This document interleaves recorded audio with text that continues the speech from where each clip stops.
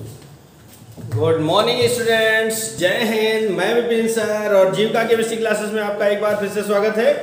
Hello students, आप पढ़ रहे थे क्लास 12 चैप्टर नंबर 8 डी और एफ ब्लॉक के तत्व, ठीक है ना। डी और एफ ब्लॉक के तत्व, जिसमें कि आपके पास दो वीडियोस यानी दो पार्ट आ चुके हैं। सेकेंड पार्ट में आपने पढ़ा था लैंथेनाइड और एक्टिनाइड तत्वों के बारे में, ठीक है ना। लैंथेनाइड और एक्टिनाइड तत्वों के बारे में, उनकी पोजीशन, उनके आवर्त सारणी में स्थान और उनके लक्षण, उनके गुणों की विशेषताओं के बारे में पढ़ा था। आज के इस वीडियो में एक छोटा सा टॉपिक रह गया था, उसी टॉपिक से रिलेटेड एक्टिनाइड के उपयोग, यानी एक्टिनाइड तत्वों के उपयोग क्या होते हैं, इनका कहां पर उपयोग किया जाता है, वो आज आप पढ़ने जा रहे हैं। तो इनका उपयोग प्रमुख रूप से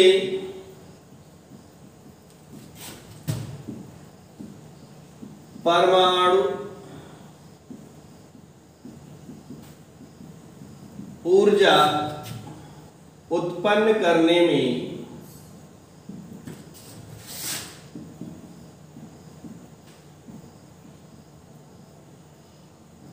किया जाता है।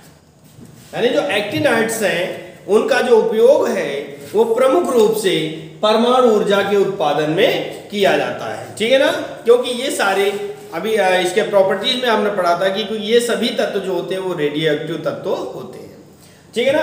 आज इसके आगे हम पढ़ेंगे तो हमारी जो हेडिंग बनती है वो है लैंथेनाइड व एक्टिनाइड तत्वों में अंतर। लैंथेनाइड और एक्टिनाइड तत्वों में अंतर, इसके लिए हम दो कॉलम बना लेते हैं। एक तरफ लिखते हैं लैंथेनाइड और दूसरी तरफ लिखेंगे एक्टिनाइड, ठीक है ना। एक तरफ लैंथेनाइड और दूसरी तरफ एक्टिनाइड। क्लियर हुआ? इस तरह हमने कॉलम बना लिया और कॉलम बनाने के बाद में हमारा जो पहला पॉइंट बनता है वो क्या होता है,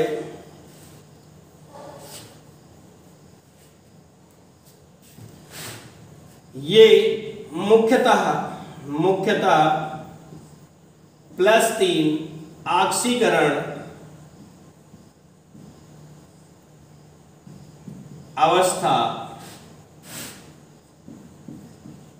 प्रदर्शित करते हैं, परंतु +2 व +4 भी कभी कभी प्रदर्शित करते हैं। आई समझे? कह रहे ये मुख्य रूप से +3 ऑक्सीकरण संख्या को प्रदर्शित करते हैं, परंतु कभी कभी +2 व +4 ऑक्सीकरण संख्या भी दिखाते हैं।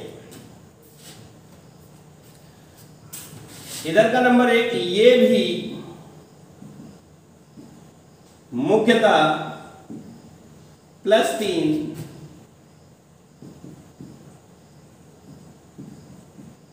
ऑक्सीकरण संख्या दिखाते हैं, या लिख सकते हैं प्रदर्शित करते हैं, ठीक है ना, प्रदर्शित करते हैं, परंतु ये +2 +3 +4 +5 +6 +7 भी प्रदर्शित करते हैं, ठीक है ना। यानी ये मुख्य रूप से +3 ऑक्सीकरण अवस्था को प्रदर्शित करते हैं, परंतु ये +2 +3 +4 +5 +6 +7 यानी +2 से +7 तक ऑक्सीकरण संख्या प्रदर्शित करते हैं।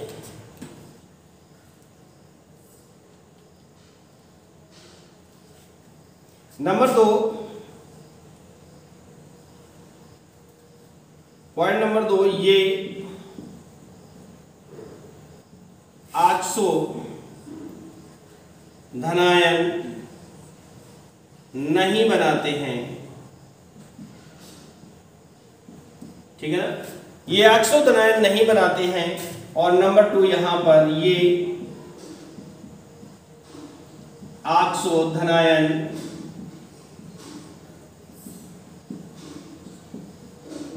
बनाते, ठीक है ना। अंतर हो गया, छोटा सा अंतर। ये ऑक्सो धनायन नहीं बनाते, ये ऑक्सो धनायन बनाते। नंबर 3 ये रेडियो एक्टिव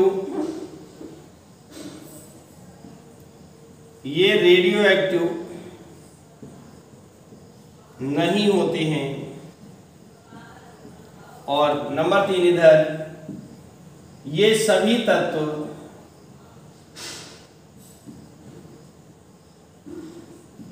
रेडियो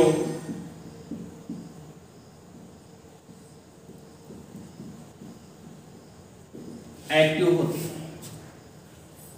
इसके लिए मैंने आपको बताया था कि परमाणु क्रमांक 80 से ऊपर वाले सारे तत्व रेडियो एक्टिव होते हैं, ठीक है ना। तो इसमें परमाणु क्रमांक 57 से 71 तक तत्व आते हैं और यहाँ पर परमाणु क्रमांक 90 से 103 तक तत्व आते हैं, है ना। तो ये सारे रेडियो एक्टिव हुए और ये सारे रेडियो एक्टिव नहीं हुए। नंबर 4 ये सभी तत्व 4F उपकोष के हैं, या यूं कह सकते हैं ये सभी तत्व 4F श्रेणी के हैं। और इधर लिख सकते हैं ये सभी तत्व 5F उपकोष के हैं, या कह सकते हैं कि 5F श्रेणी के हैं, ठीक है ना। कह सकते हैं ये सभी तत्व 5F श्रेणी के हैं। आया समझ में। तो ये आपका हो गया लैंथेनाइड और एक्टिनाइड में अंतर। इस तरह से आपका लैंथेनाइड और एक्टिनाइड में अंतर कंप्लीट हुआ। इसके आगे चलते हैं। अगला टॉपिक है आपका एक शॉर्ट आंसर है,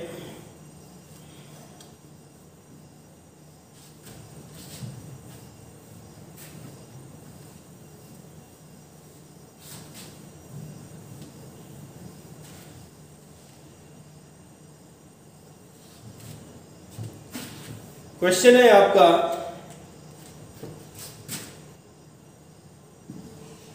डी ब्लॉक तत्वों का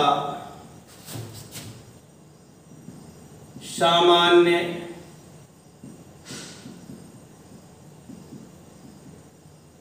इलेक्ट्रॉनिक विन्यास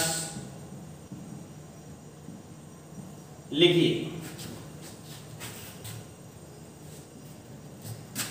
डी ब्लॉक के किसी श्रेणी में परमाणुओं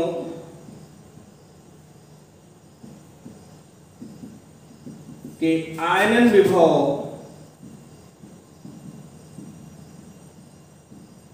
में किस प्रकार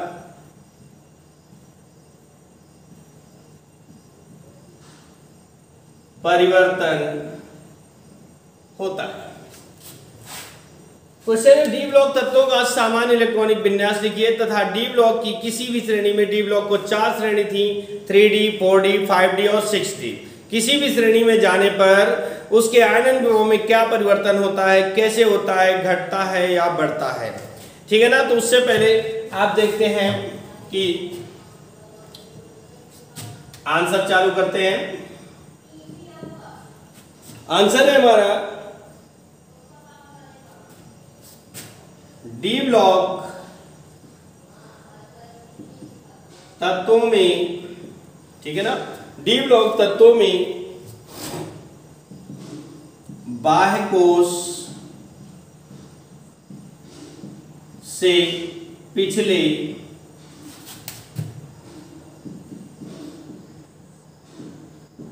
डी ब्लॉक तत्वों में बाह्य कोश से पिछले कोश में, पिछले कोश के डी उपकोश में इलेक्ट्रॉन प्रवेश पाता है। ठीक है ना। क्या होता है, डी ब्लॉक तत्वों में बाह्य कोश से पिछले कोश के डी कोश में, पिछले कोश के डी कोश में इलेक्ट्रॉन जो है वो प्रवेश पाता है। अतः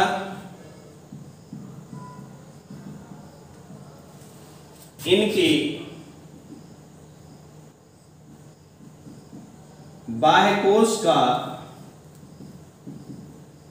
विन्यास, अतः इनके बाह्य कोश का विन्यास n-1 d 1 से 10 होता है।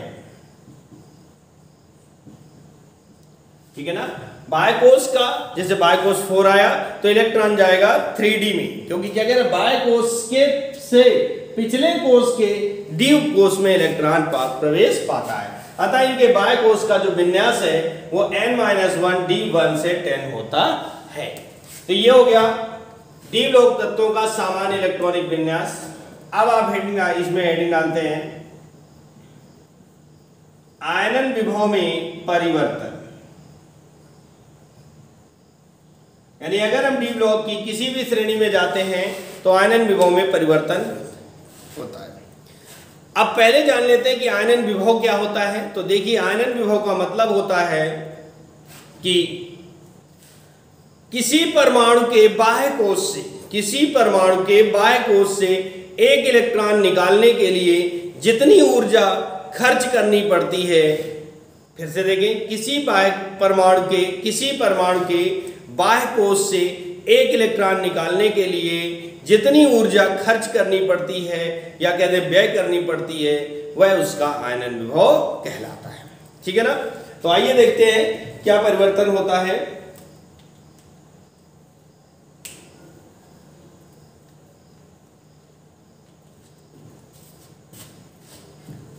संक्रमण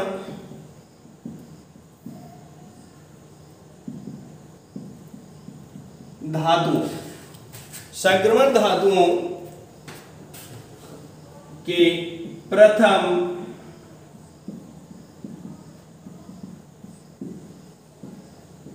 आयनन विभव का मान। संक्रमण धातुओं के, संक्रमण धातु क्या होते हैं, डी ब्लॉक तत्वों को ही संक्रमण धातु या संक्रमण तत्व कहा जाता है। तो संक्रमण धातुओं के प्रथम आयनन विभव का मान S और P ब्लॉक, S और P ब्लॉक के तत्वों की आयनन विभव, S और P ब्लॉक के तत्वों के आयनन विभव के मान के मध्य होता है। सबसे पहले तो ये जान लेते हैं कि संक्रमण तत्व कौन होते हैं, डी ब्लॉक तत्व होते हैं। तो संक्रमण तत्वों के प्रथम आयनन विभव का जो मान होता है वो S और P ब्लॉक के तत्वों के आयनन विभव के मान के मध्य होता है। यानी S से ज्यादा होता है और P से कम होता है। S ब्लॉक के तत्वों से आयनन विभव ज्यादा होता है और P ब्लॉक के तत्वों के आयनन विभव से कम होता है। अतः अब हमारा क्वेश्चन यहां पर क्या कह रहा था कि किसी श्रेणी में परमाणुओं के आयनन विभव में किस प्रकार परिवर्तन होता है। तो डी ब्लॉक में किसी भी श्रेणी में परमाणु क्रमांक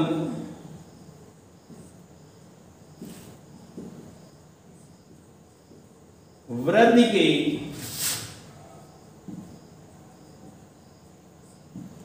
साथ साथ आयनन विभव का मान बढ़ता है। अर्थात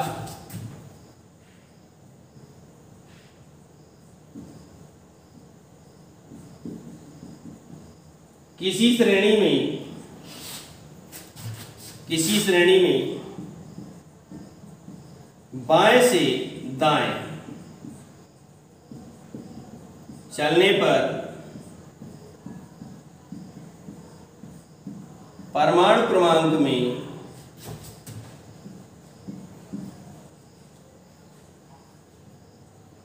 वृद्धि के साथ साथ आयनन विभव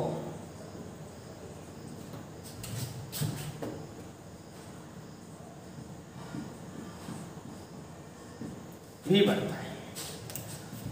मतलब जैसे जैसे हम आगे की ओर बढ़ेंगे, लेफ्ट टू राइट बढ़ेंगे, बाएं से दाएं बढ़ेंगे, तो परमाणु क्रमांक क्रमशः बढ़ता जाता है। जैसे 3D श्रेणी ले लें तो पहला तत्व 3D श्रेणी का स्कैंडियम होता है Sc, परमाणु क्रमांक 21, फिर 22, 23, 24, 25, 26, 27, 28, 29, 30 तक जाता है।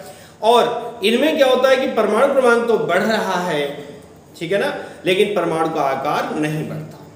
फलस्वरूप इलेक्ट्रॉनों की मध्य जो आकर्षण बल होता है वो क्रमशः बढ़ता जाता है।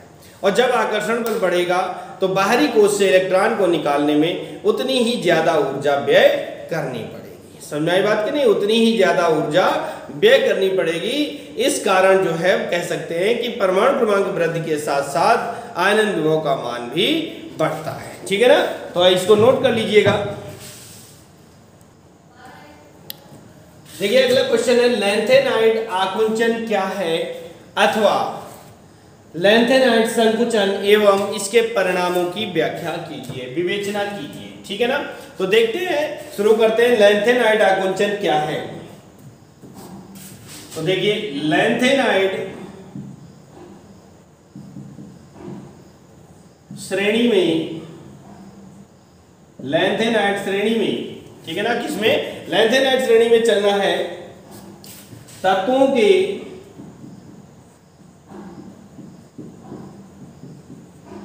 परमाणु क्रमांक में, लैंथेनाइड श्रेणी में तत्वों के परमाणु क्रमांक में वृद्धि के साथ साथ,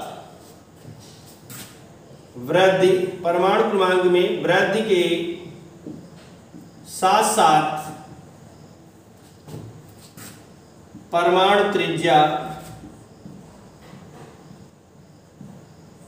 परमाणु त्रिज्या व आयनिक त्रिज्या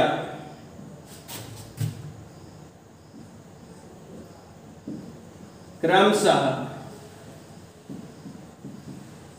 घटती है। यानी लैंथेनाइड श्रेणी में अगर हम परमाणु क्रमांक 57 से 71 तक जाते हैं तो परमाणु क्रमांक में वृद्धि के साथ साथ जैसे जैसे परमाणु क्रमांक बढ़ता है वैसे वैसे परमाणु त्रिज्या और आयनिक त्रिज्या क्रमशः घटती जाती है। ठीक है ना? इसके आगे चलते हैं।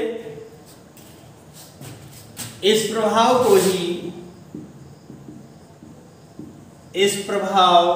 को ही लैंथेनाइड संकुचन या लैंथेनाइड आकुंचन कहते हैं। ठीक है ना? इस प्रभाव को ही लैंथेनाइड संकुचन या लैंथेनाइड आकुंचन कहते हैं।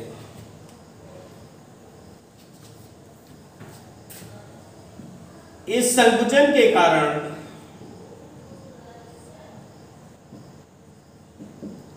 इस संकुचन यानी लैंथेनाइड संकुचन के कारण या कहते हैं इस संकुचन के कारण जैसे जैसे तत्व का परमाणु क्रमांक बढ़ता है वैसे वैसे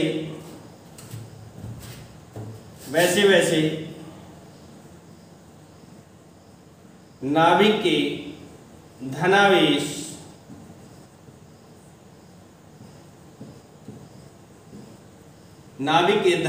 में वृद्धि होती है। यानी जैसे जैसे परमाणु क्रमांक बढ़ेगा वैसे वैसे नाभिक के में धनावेश की संख्या भी बढ़ती जाएगी।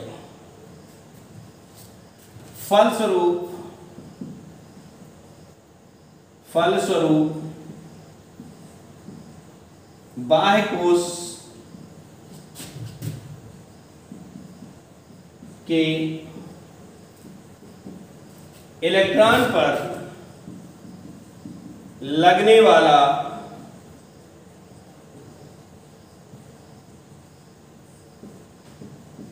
आकर्षण बल, बाह्य कोश के इलेक्ट्रॉन पर लगने वाला आकर्षण बल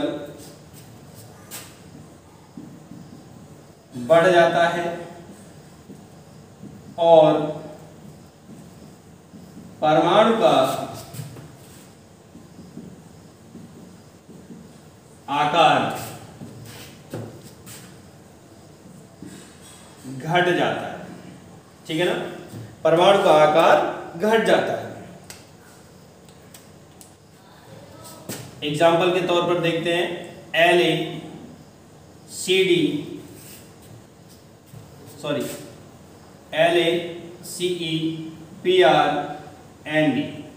ये लैंथेनाइट श्रेणी के 4 तत्व हैं। कितने हैं?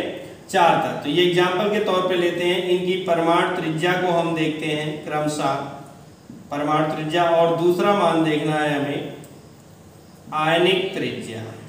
क्या देखना है? परमाणु त्रिज्या और आयनिक त्रिज्या के मान देखने हैं। इसकी 187 एंगस्ट्रॉम, 183 एंगस्ट्रॉम, 182 और 181 एंगस्ट्रॉम होती है। ठीक है ना, तो देखिए परमाणु क्रमांक बढ़ता है लेकिन त्रिज्या 87, फिर 83, फिर 82, फिर 81 क्रमशः घटती जाती है। 106, 103, 101 और 99 एंगस्ट्रॉम। आयनिक त्रिज्या भी देखिए क्रमशः 106 एंगस्ट्रॉम, 103 एंगस्ट्रॉम, 101 एंगस्ट्रॉम, 99 एंगस्ट्रॉम, यानी क्रमशः ये घटती जाती, परमाणु क्रमांक बढ़ेगा, आयनिक त्रिज्या और परमाणु त्रिज्या के मान क्रमशः घटते जाते। चलिए आगे देखते हैं। आपका क्वेश्चन था लैंथेनाइट संकुचन क्या है और इसके परिणामों की विवेचना कीजिए। ठीक है ना, तो अभी हम चल रहे थे लैंथेनाइट संकुचन के बारे में, अब हम इसके परिणाम देखते हैं। यानी पूरी हेडिंग होती है लैंथेनाइट संकुचन के परिणाम। क्या होता है परिणाम? नंबर 1, लैंथेनाइट संकुचन के कारण ही लैंथेनाइट श्रेणी में चलने पर विद्युत ऋणात्मकता तथा मानक ऑक्सीकरण विभव का मान परमाणु क्रमांक वृद्धि के साथ घटता जाता है। यानी लैंथेनाइट संकुचन के कारण ही जब हम किसी श्रेणी में चलते हैं, लैंथेनाइट श्रेणी में चलेंगे, तो परमाणु क्रमांक की वृद्धि के साथ साथ तत्व की विद्युत ऋणात्मकता यानी इलेक्ट्रॉन ग्रहण करने की क्षमता और उसके मानक ऑक्सीकरण विभव का मान क्रमशः कम होता जाएगा, घटता जाएगा। नंबर 2 पर है ऑक्साइडों तथा हाइड्रोक्साइडों के क्षारीय गुणों में कमी होती है। ऑक्साइड और हाइड्रोक्साइड के क्षारीय गुणों में कमी हो जाती है भैया। ठीक है ना। नंबर 3 है लैंथेनाइट संकुचन के कारण ही इनके रासायनिक गुण लगभग समान होते हैं। ठीक है ना, लैंथेनाइट संकुचन के कारण इनका आकार लगभग समान हो जाता है, घटता जाता है, जिसके कारण इनके रासायनिक गुण लगभग समान हो जाते हैं। ठीक है ना। आज के इस वीडियो में इतना ही। इसके आगे के टॉपिक्स कल आएंगे, यानी अगले वीडियो में आएंगे। तब तक के लिए नमस्कार, जय हिंद। और वीडियो पसंद आए तो लाइक करें, शेयर करें, चैनल में नए हैं तो चैनल सब्सक्राइब करें, बेल आइकन को प्रेस करें, जिससे कि आपके पास सारे वीडियोस के नोटिफिकेशन आप तक कंटिन्यू पहुंच सके। ओके, थैंक यू, जय हिंद।